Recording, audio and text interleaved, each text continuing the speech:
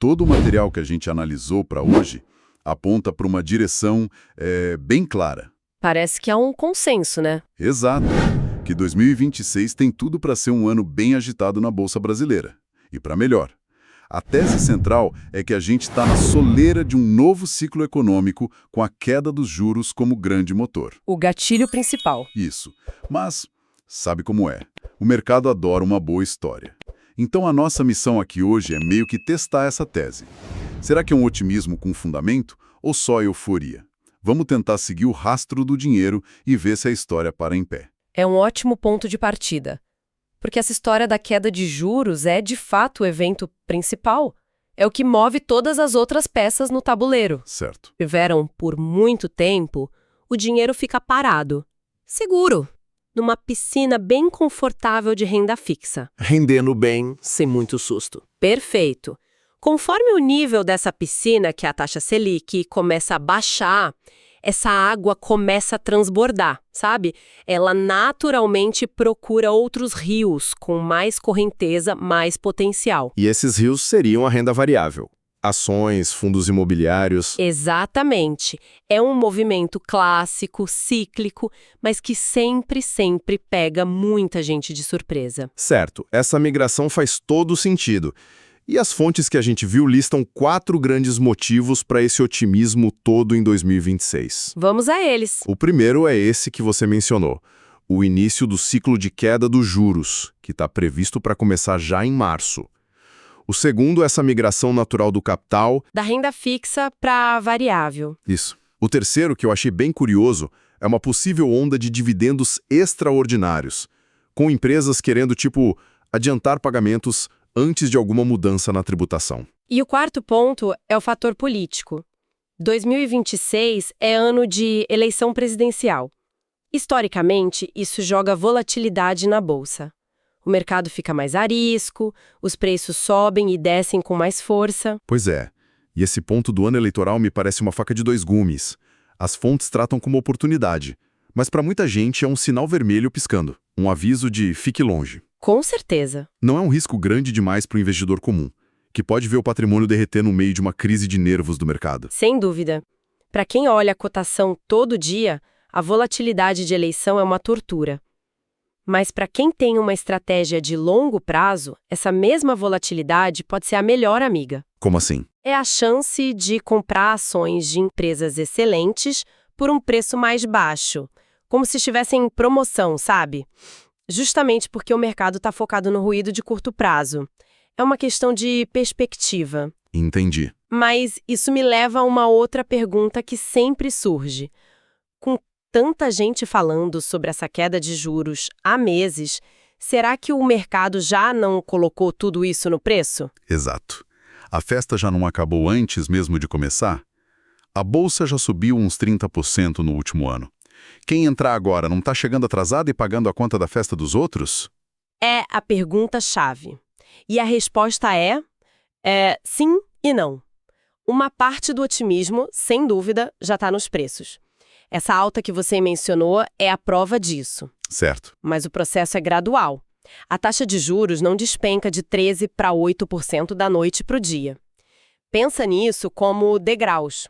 Ok. A cada degrau que a Selic desce para 12%, para 11%, para 10%, um novo grupo de investidores que estava feliz na renda fixa começa a fazer as contas e percebe que não vale mais a pena. Aí eles se movem para a bolsa. É um fluxo contínuo, então, não um evento único. Exatamente. E tem outro lado, que é o efeito direto nas próprias empresas. Que é o fato de que elas pagam menos juros nas suas dívidas. Sim, sabe? exatamente. Uma empresa endividada, ao ver os juros caírem, passa a gastar menos com o serviço da dívida, sobra mais dinheiro no caixa. E com esse dinheiro extra, ela pode investir ou distribuir mais lucro. Isso. Ou ela investe mais na própria operação para crescer, ou distribui mais lucros para os acionistas. Em ambos os cenários, o valor percebido da empresa aumenta. É um ciclo virtuoso. Ok, o cenário macro parece fazer sentido. Mas vamos sair um pouco da teoria. Como isso se aplica na prática? As fontes destacam 3 empresas gigantes como potenciais beneficiárias desse movimento. A primeira é a Petrobras. Uma estatal. Exatamente. O que por si só já acende um alerta de risco político para muita gente. E com razão. O risco político é real e não pode ser ignorado de jeito nenhum. Mas o ponto que as fontes trazem é um contraponto baseado em dados históricos. Que número é esse? Elas mostram um número impressionante. Nos últimos 10 anos, quem investiu R$ 1.000 na Petrobras e reinvestiu os dividendos, hoje teria mais de R$ 20 mil. 20 mil? É um retorno espetacular. E que aconteceu apesar de todas as crises políticas, trocas de governo e interferências que a gente viu nesse período. Um número desses força a gente a olhar além das manchetes. Mas fico me perguntando, quanto desse retorno veio de uma boa gestão e quanto foi simplesmente sorte, com a empresa surfando uma alta no preço do petróleo? Ótima provocação. Se o barril despencar para $60 amanhã, essa tese toda de investimento não desmorona junto? E é aí que entra a análise fundamentalista. Sim, o preço do petróleo é crucial. A Petrobras não controla o preço do seu principal produto, mas ela controla sua eficiência operacional. E como ela está nos? Os números são de uma gigante global. Lucros na casa dos R$ 6 bilhões por trimestre, uma capacidade de geração de caixa absurda. Isso permitiu que ela fosse, em alguns momentos, a maior pagadora de dividendos do mundo. Entendi. A grande sacada que as fontes sugerem é que o mercado, de forma recorrente, tende a superestimar o risco político. Ele coloca no preço um cenário de desastre que, na maioria das vezes, não se concretiza. E a oportunidade mora nessa diferença entre o ruído e o caixa real. Exatamente. Há uma frase clássica no mercado que diz: o melhor negócio do mundo é uma empresa de petróleo bem administrada. E o segundo melhor é uma empresa de petróleo mal administrada. Ela gera tanto caixa que é muito resiliente. Entendi. Então, no caso da Petrobras, o grande debate é entre os fundamentos muito sólidos e o risco político doméstico, que é sempre uma sombra. Exato. Mas e se um investidor quisesse uma tese parecida, de uma gigante de commodities, mas com uma exposição menor ao cenário político do Brasil? Imagino que a próxima empresa da lista se encaixe nisso. Perfeitamente. A segunda empresa é a Vale. Ela também opera com commodities, mas a dinâmica dela é global. É uma das maiores mineradoras do mundo. O destino dela está mais ligado à China do que à Brasília, então. Muito mais. Olhando os fundamentos, a gente vê uma empresa muito sólida. Lucro líquido de quase 2,7 bilhões de dólares, produção de minério de ferro, cobre e níquel em crescimento e a dívida totalmente sob controle. E os dividendos? Uma potência. As fontes mencionam cerca de 15 bilhões de reais já aprovados para serem pagos. Segue o padrão que a gente está discutindo. O calcanhar de Aquiles da Vale, então, é essa dependência da demanda global, principalmente da China. Se a China desacelera a construção civil, a demanda por minério de ferro cai e a Vale sofre junto. É o ponto central. E aqui está a grande reflexão que o material nos provoca. Qual? Enquanto muitos investidores estão focados no ciclo econômico interno do Brasil, na queda da nossa taxa de juros, o fator decisivo para uma fatia enorme da nossa bolsa continua sendo uma única variável externa: o apetite da China por aço. É um lembrete poderoso mesmo. Sim, de que mesmo um ciclo de alta doméstico está completamente exposto aos ventos que sopram do outro lado do mundo. Investir na Vale é, em grande parte, uma aposta na continuidade do crescimento chinês. Faz todo sentido. Depois dessas duas gigantes de commodities, uma com risco político e outra com risco global, a terceira empresa da lista parece um bicho totalmente diferente, a Itaúsa. Bem diferente mesmo. À primeira vista, parece uma aposta concentrada demais no setor bancário. As fontes justificam por que ela está nessa mesma lista de grandes oportunidades. Justificam pelo perfil de negócio. A Itaúsa é o que a gente chama de holding, uma empresa cujo principal negócio é ser dona de outras empresas. E a joia da coroa, de onde vem a maior parte do resultado dela, é o Itaú Unibanco. Mas não é só Itaú, né? Não, ela também tem participações relevantes na Dexco, de materiais de construção, na Alpargatas, na Copa Energia. Mas o que é fascinante no modelo dela é o foco obsessivo em gerar renda para o acionista. Como funciona isso? O Itaú é uma máquina de gerar lucros que são enviados para a Itaúsa, que por sua vez os distribui aos seus acionistas na forma de dividendos e juros sobre capital próprio. Você mencionou juros sobre capital próprio. ou JCP. Muita gente vê isso junto com dividendos, mas qual é a diferença na prática? É uma ótima pergunta porque é uma particularidade do mercado brasileiro. De forma simples, dividendos são uma parte do lucro líquido que a empresa distribui depois de já ter pago todos os impostos. Ok, o lucro limpo. Isso. O JCP, por outro lado, é contabilizado como uma despesa financeira para a empresa, antes do cálculo do imposto de renda. Na prática, isso reduz a base de cálculo do imposto que a empresa paga. Ah, então é uma vantagem fiscal para a empresa. Exato. É uma forma fiscalmente eficiente de remunerar o acionista. Para a empresa é bom e para o acionista chega o dinheiro da mesma forma, embora com uma tributação diferente na pessoa física. Entendi a vantagem, mas e as desvantagens de ser uma holding como a Itaúsa? As fontes apontam alguma? Sim, principalmente duas. A primeira é uma certa ineficiência fiscal conhecida como bitributação. Pensa nisso como um pedágio duplo no caminho do lucro até o bolso do acionista. Como assim? O Itaú paga imposto sobre o lucro dele. Aí manda uma parte para a Itaúsa como dividendo. Quando a Itaúsa te paga, esse dinheiro pode, dependendo da estrutura, sofrer uma nova tributação. É um custo estrutural do modelo. E o segundo ponto? O segundo ponto é que, por ter esse perfil mais conservador e focado em renda, a Itaúsa tende a ter um potencial de valorização menor que empresas de crescimento.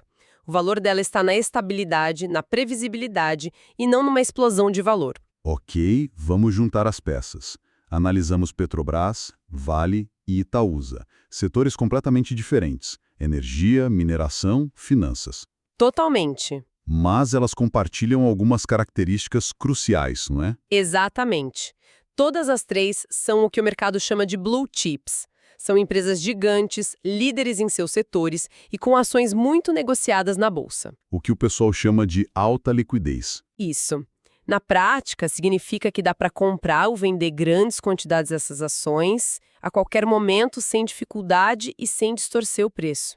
E o ponto fundamental da nossa conversa, todas são grandes e consistentes pagadoras de dividendos. É esse conjunto que as torna candidatas a receberem o fluxo da renda fixa. É o que as torna candidatas naturais a receber uma parte desse enorme fluxo de capital que deve sair da renda fixa, sim. É importante deixar claro, como sempre, que essa análise é um exercício de observação com base no material que a gente recebeu. Não é uma recomendação de compra. Fundamental deixar isso claro. Mas, pensando estrategicamente, se temos uma empresa de risco político como a Petrobras, uma de risco global como a Vale e uma mais defensiva e doméstica como a Itaúsa, como o investidor deveria pensar em equilibrar esses riscos numa carteira? Essa é a essência da construção de um portfólio. A diversificação de verdade não é só ter muitas ações, mas ter ações que respondam de forma diferente a diferentes cenários. Certo. Ter uma Vale pode te proteger se a economia global bombar, mesmo que o Brasil patine.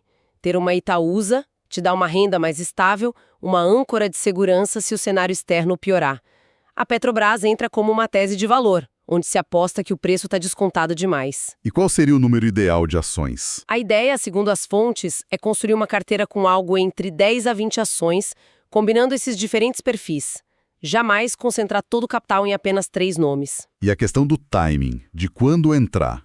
Muita gente pode ouvir isso e pensar: vou esperar a Selic cair mais um pouco para ter certeza. E esse é um erro clássico. Quem fica esperando a certeza absoluta, o céu de brigadeiro sem nenhuma nuvem, geralmente acaba pagando muito mais caro pelos ativos. Porque o mercado antecipa os movimentos. O mercado vive de antecipação. O posicionamento estratégico para quem acredita nessa tese acontece enquanto o ciclo está apenas começando e ainda existem dúvidas no ar. Esperar a confirmação é, na maioria das vezes, chegar atrasado na festa. Então, para a gente fechar, 2026 realmente se desenha como um ano de potencial transformação. A queda dos juros parece ser o gatilho para um ambiente bem mais favorável na Bolsa. Um ambiente promissor, mas que, como a gente viu, vem com seus próprios riscos e nuances, seja a política interna, economia chinesa ou o modelo de negócio de cada empresa.